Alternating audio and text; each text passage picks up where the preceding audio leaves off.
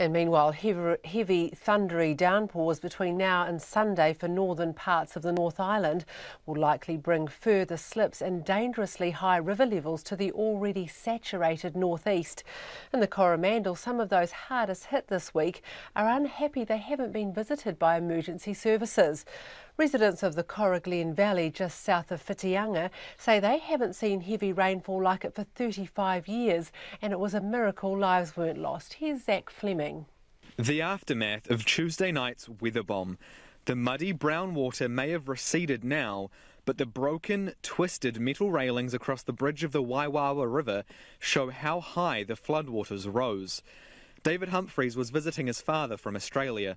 Oh, it's very scary, yeah. It was imminent danger, basically. We had to evacuate the house, and there was a wall of water probably half a metre higher than the house, and it was being held up by all the debris and the trees. But there was trees getting knocked down. There was massive kauri logs, half the size of around as this bridge coming down. That's what took out the bridge, and it was very scary. For people who aren't watching, so we're standing on a bridge that's what you'd probably say about 2.5 metres above the water level? Yeah, the water was probably a good 1.5 metres above the bridge here. And so we're talking this river swelled around 3 metres or so? Well, no, this river would have come up 10 metres sort of thing from where it is now. It was over that road, and it was just, there was logs coming down the size, as I said, half the size of this bridge. I stood here watching it, and it just took out the whole both the rails, built up and took out. Surprised it didn't take out the whole bridge, really. 48 hours on, David says he's thankful lives weren't lost. We've got 2 houses on this property here. We had to evacuate the first house. If the river had to come up another half a metre, it would have taken that house out. And yeah, so we were just running around checking stock and trying to make sure everyone was safe, really. Very scary. I've never seen, as I said, we've been here 35 years and seen quite a few floods, and you know, we're all aware of how dangerous the river can be in Mother Nature, but that was something we've never seen. There's been no sign of anyone from Civil Defence since the floods struck. David says it's been a case of neighbours looking out for each other. We honestly expected, my sister kept saying the helicopter will be up here soon, and we expected to see a helicopter come and, you know, check if everyone was all right, because I mean that road could have easily been washed out. But no, there was no sign of any choppers or anything. But anyway, the locals just sort of all looked after themselves, basically, yeah. Further along the road, farmhands Sharon and Karen Gregory were woken at 4 a.m. on Wednesday morning. Came down here and all underwater, so we drove up, back and around and down this way where the cows had swum up over the fence posts and up to higher ground.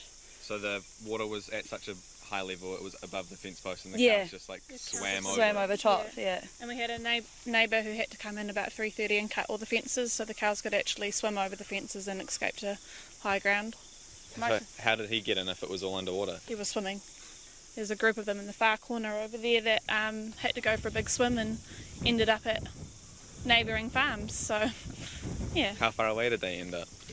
Well, we had about good few kilometres? Yeah, good few kilometres. We've got 12 in a neighbouring farm over there, so they went for a swim under the bridge, and about 5 others at a further farm along the road, so they've had a bit of a big battle.